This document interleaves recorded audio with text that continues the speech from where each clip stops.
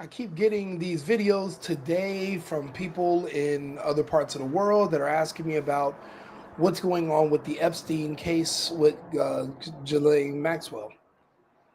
I understand what's happening. The world does not. That's why everything seems so weird. Trump's acting weird because the Epstein files are the COVID files. To read one, you're going to read the other. The reason they confuse you and they bog you down with all this tantalizing stories of sex with kids or just a bunch of sensual sexual stuff in general when it comes to this case is because they want you to focus on the sex. They don't want you to start asking about the science. Ghislaine Maxwell is a scientist. Epstein was also a scientist. The island was not just to put politicians in a honeycomb situations where they can blackmail them. They also did experiments there. The reason you're seeing so many people that are black, for example, sick and dying, not just the celebrities, but in the public since the mandates of 2021 is because of the research that was taken away from Jeffrey Epstein and Maxwell. Bill Gates, it appears, stabbed him in the back, took his research and implemented it. The problem is they didn't have all the data. He entrusted Fauci to be able to fill in the gaps where Epstein, for the information that he didn't get from Epstein, he thought Fauci could fill in the rest. And he was wrong. Their timetable is off. Now, don't get me wrong, it is successful. It's just going to take longer for the effects to set in. Once you find out what they were doing the experiments for and what type of bioweapon they were making, they're going to try to blame Trump and they're going to try to blame warp speed, even though these were all created long before warp speed and Trump became president. Those injections were even available back in 2010 when they tried to get the world to fall for something called the swine flu in the UK. But again, they're talking about Ghislaine Maxwell. There's never been any evidence. If you watched her trial like I did, they railroaded her the same way they railroaded Alex Jones. Alex Jones was never in a defamation trial. He wasn't able to present evidence. He couldn't defend himself. It was more so not even an evidentiary hearing. It was just a sham, a fake, a phony. It wasn't a real trial. So when you're now seeing that happen more and more in the public, we're starting to think that our legal system, our justice system is a joke. How do you hold a woman? How do you hold a woman in jail for crimes of selling something to someone, selling a person to someone, but yet you can never tell me who the someone was? Who are the clients? If there are no clients, there is no crime. If somebody comes into here today and they arrest me and they say, Rico, you were involved in a hit and run. And I say, okay, show me who I hit and where did I run? And they bring in a woman and she's crying. And she said, it was him. He hit my car and he left. And I said, okay, if I did, I'm sorry. Show me your car. And the lady says, what car? And you take me to trial and you find me guilty of hitting this woman's car, but you could never produce me a vehicle, a car. Show me the damage. Show me the evidence. Show me any proof. I don't want to hear talk. I don't want to hear this woman speaking about Trump. I don't want to hear everybody just using their freaky little imaginations to come up with all these kinky little sex crimes and all. Show me the proof. Show me the clients. Show me the Johns. Show me the fucking customers. You want me to believe it? You talk about Epstein every fucking day. Then show me. Show me the customers so we can know who purchased what, when, where, and how. There's no way you're able to convict people when there's zero fucking transparency. That is a sham. That is the definition of railroading. I'm not defending her. I don't know her. But I know that there is a lack of evidence, and that's my problem. They railroad her. They can railroad me. They can railroad you. When did we stop demanding proof before we convict people? So we can just let people on the internet, let people on TV who are known fucking liars, we can just let them finesse us into what to believe? Are we that fucking pathetic and weak? Is that why we love Israel so much? Let me ask you a question. How's Israel? Let me give you, this is another example of how idiotic we are as a public. We call Israel our allies, but during Desert Storm, when we invaded Afghanistan, how many of our American troops, when they were injured, were medevaced to Israel or Tel Aviv? How many of our troops were sent to Tel Aviv when they needed surgery? Matter of fact, how many IDF soldiers were fighting with us in Iraq and Afghanistan? How many IDF soldiers lost their lives helping us in these wars in the Middle East? I'll wait. But because somebody gets on a fucking microphone and tells you they're our ally, you repeat it because you're a parrot. You're an idiot. Somebody gets on TV and says, this woman traffics kids and this and this. But they never showed you who she trafficked them to, showed you the receipts, show me the money being exchanged. Okay, cool. Money's exchanged. Between who? Who paid for what? Who got what? But I'm supposed to send her away for 20 years just to satisfy the appetite that our idiotic public has for a false sense of justice. What would you consider justice? With zero evidence, zero proof, but you just want me to believe because everyone keeps saying stuff. Do you know how many people are paid to lie? Do you know what an actor is? Somebody who just says shit and you believe it. It's disgusting. Fantastic. So you know, this is another great thing Trump is doing for his MAGA base, which I absolutely cannot understand. These emails that were released today. I mean, the Democrats are so desperate to tie Trump to Epstein. I don't think those are particularly implicating.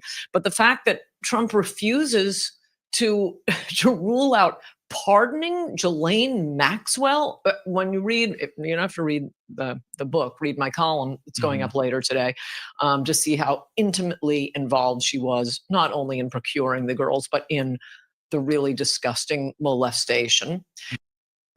I'm not reading your fucking column because all it's going to be is your overactive, vivid, nasty little old lady imagination. There's no picture evidence. There's no video evidence. There's no physical evidence. It's just you making up stories, posting them, but you want me to digest it as if it's the truth. No, Ann Coulter, you have a history of being a fuck up. You want the attention just like everyone else. And now, because you see the tide's turning a little bit on Trump, you're turning against him as well because you're a grifter and you're not loyal. You're loyal to whoever you think is going to win. And that's a fucking shame. And it was Trump's decision to move Ghislaine Maxwell to this minimum security prison where she's having such a wonderful time. I don't understand that. I mean, the assumption among I've been following this case since it first broke in Palm Beach, long before the national media had it. I did get Bill O'Reilly to talk about it, and that was it. This was back in 2006. But the assumption among people who have been following this is that it's not Trump, that young girls don't really seem to be his type, even back when he was a Democrat, but that it's his donors. But I don't know, this is to snub your nose on something this important to the MAGA base. I mean, I think as a lot of people have been saying, including Tim Pool, this is so going to destroy Republicans in the midterms. Now let's get to what we're really talking about. Right. Well, no. What's important to the MAGA base, because I'm MAGA. I wear a red MAGA hat every show I do. It's kind of my gimmick. What I'm interested in is the truth and the transparency. I've learned the truth. I understand why the rest of you can't hear it for the next 4 years. You're not going to be able to hear it until 2030. By then, the damage will be done. It'll be too late. And then when they explain to you who, what, when, where, and why, you'll understand. The sex stuff is just to distract you. The sex stuff is not the main thing that was going on that island. They developed a bioweapon that kills off. Yeah. Why do you think all your favorite celebrities, athletes, basketball players, ex-football players, magically every day you turn on the TV, cancer, heart attack, why do you think that is? What do you think they were doing on those islands when they were working with the Clinton Foundation? The kids from Haiti, remember the earthquake? Remember where the kids from Haiti, they disappeared? Kids from West Africa? What do all those kids have in common? They found a link. See, you can't make a bioweapon based on race. We're all too mixed. We're humans. It's not like that. We're not separate species. But what you can do is create something that has a stronger effect on whatever a primary trait that is amongst certain people. In this case, whether it's man or woman, if you're this color, the common denominator is unusually elevated testosterone levels. That's within men and women based on your dark pigmentation. This is science that was published in the NIH by Fauci years ago. His institution published this data. It was on PubMed. They talked about the correlation between pigmentation and testosterone levels. They found the link. Robert F. Kennedy exploited it. He spoke about it. And they kicked him off the internet at the end of 2020, when Robert F. Kennedy Jr. and Dale Bigtree won that massive lawsuit against Big Pharma. And he said the vaccine schedule appears to be a direct attack on black boys. And everyone's like, what are you talking about? It's because of their testosterone levels in nature naturally elevated. If you stripped everyone's skin off of them and we were all just standing, just our flesh and no skin, you'll be able to tell what part of the earth or what a person's background was based on their testosterone levels. They succeeded, but there were downsides. There was new data that's come about. Bill Gates didn't get ahead of it. He wanted to be in the forefront. And that's why they keep talking to you about imaginary. I say imaginary because they've never shown you nothing to show you anything with her and some kids. They just talk about it. Talk. But no one showed you anything. Think about it. There's nothing. But you want her to be in a high security facility where she can't speak to anybody. Why? Why you don't want her to go to a low security? Why wouldn't you want her pardoned? How many years ago are these charges from? What year? In the 90s. And there was zero physical evidence, just conjecture, just people talking. And you think that's justice. You think that's going to make your argument better. A woman that could be innocent of which she's guilty of something, but probably innocent of what she's in there for. Remember, her trial was a railroad session, the same as Alex Jones was for his defamation case, where they're trying to make him pay $85.95 billion, some nonsensical number that he'll never be able to pay. He couldn't defend himself. She couldn't defend herself. It wasn't even a real trial. Just like Trump, that 34 felonies wasn't a real trial. Don't you see? This is all the same type of. They use the same tactics to go after certain people. They railroad you with a BS conviction so that they can get in the court of public opinion. And now, of course, it's going to be overturned. It would be overturned on an appeal because there was no evidence. It was just emotion. Deputy Attorney General Todd Blanche's meeting with convicted sex trafficker Ghislaine Maxwell has ended. This as critics are calling for more transparency in the Jeffrey Epstein investigation. Welcome back as we head into hour 2 of America Reports. I'm Sandra Smith in New York. And Bill, great to have you here today. Great to be with you as well, Sandra. I'm Bill Malugin in Los Angeles. John Roberts has the day off. That meeting Sandra just mentioned just wrapped up moments ago.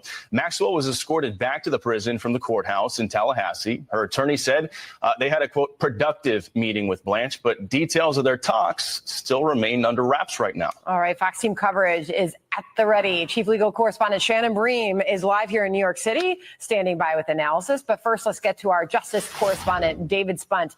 He's got the latest from Washington for us. So, David, what else did Maxwell's attorney say? Well, he said a lot. We wish we could be in and hear what was said in the actual meeting. This meeting was a lot shorter than it was yesterday, but this was a two-day event. The highlight, though, it appears that her team wants a pardon. Watch. So it was completely, there's no records. No one was able to listen in. No one could keep records. No stenographer, nobody typing anything. It was completely closed hearing. Of course, this woman has grounds for an appeal. Of course, she should be pardoned. For one thing, she was friends with everybody here. I watched her. She was at Chelsea Clinton's wedding, literally right there when you come down the aisle. All these people work together for the greater good, a greater good that most of the world, if you're an American, would agree with. There was one group that they had to try to get rid of to save the country and save the republic. This is the one thing I can say the left and the right both came together on. This is the one thing that the Zionists and the globalists came together on. It's just that now that it worked, well, shit, there's going to be one king. You guys put all this work in.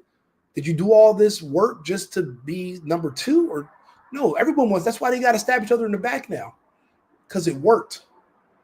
Just not working as fast. Closed meeting, and people are sitting here talking about it, just speculating on what they could have been talking about. Do you not see there's no records? You don't. But they did drawings about the woman at her trial. You didn't see shit. You did nothing. Nothing was disclosed. Nothing was proven. There was no defense. How can you defend against something that there is no evidence for in the first place? Think about it. We're going to take one day at a time. I know that's very cliche, but it's true because things are happening so quickly. We haven't spoken to the president or anybody about a pardon just yet. And listen, the president this morning said he had the power to do so. We hope he exercises that power in the right and just way. But the president leaving the White House today was asked directly about a pardon or commutation. Ghislaine Maxwell is going to be the only one alive when this all comes out and they try to blame the bioweapon to exterminate blacks.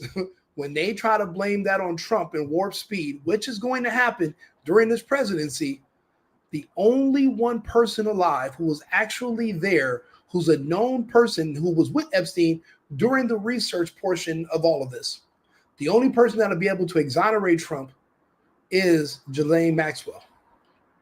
Ghislaine Maxwell is his only witness. She's his only friend.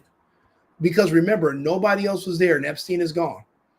I don't know if he's dead or alive. I don't know where. I don't know what's going on with that. We don't know. I'll be honest. We're never going to let Epstein go until we know the truth. The same way we're never going to let Charlie Kirk go until we know the truth. But we know that Epstein and Kirk had one thing in common, and that's Israel. Both were being funded by Israel. The Zionists were funding the Epstein research. And what did the Zionists say? Who was their number one enemy? I'll show you.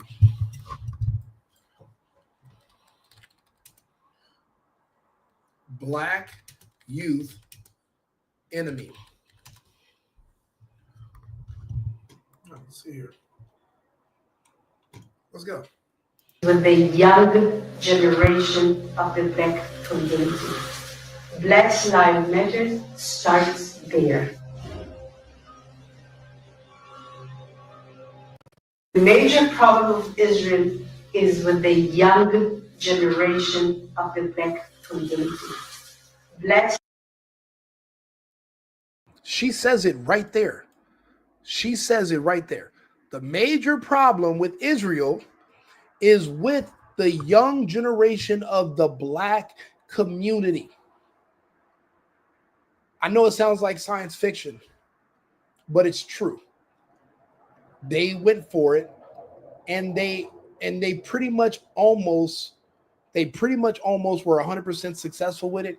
I would put their success rate and their effectiveness rates, I would put it over 80%. Gradually, you're going to see the results by 2030.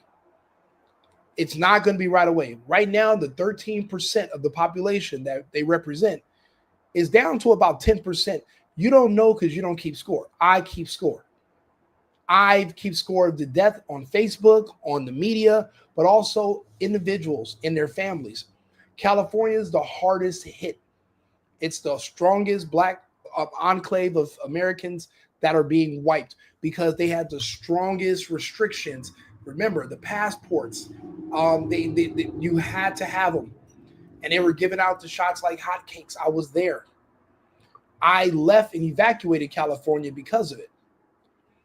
That's why they don't want her out of jail. She's Trump's only friend that'll be able to clear his name.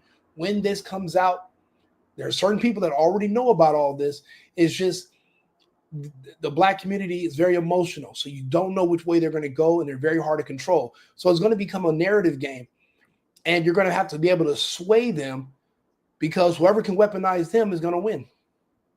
Because that's a lot of frustration and anger in that community. They've already admitted that this is their biggest problem. They took their chance to try to get rid of this problem. It's just not working fast enough. Ghislaine needs to be out. There was no proof she did anything wrong. And if she did something wrong, that's not what they convicted her for. Therefore, she should not be in there. It doesn't make any sense. They've never produced any of her clients. So then how can you prove that anybody was trafficked through her? You can't. Unless there's transparency, there is no case. Period. She has to get free. She has to go free. She has to go free. Give her probation, whatever. But Trump has to keep her safe. She's not safe in jail, obviously. Obviously, prisons aren't safe for anybody. So they're going to have to move her somewhere into protective custody until the time comes, and she's going to have to explain to the world what else they were doing on that island that wasn't sexual.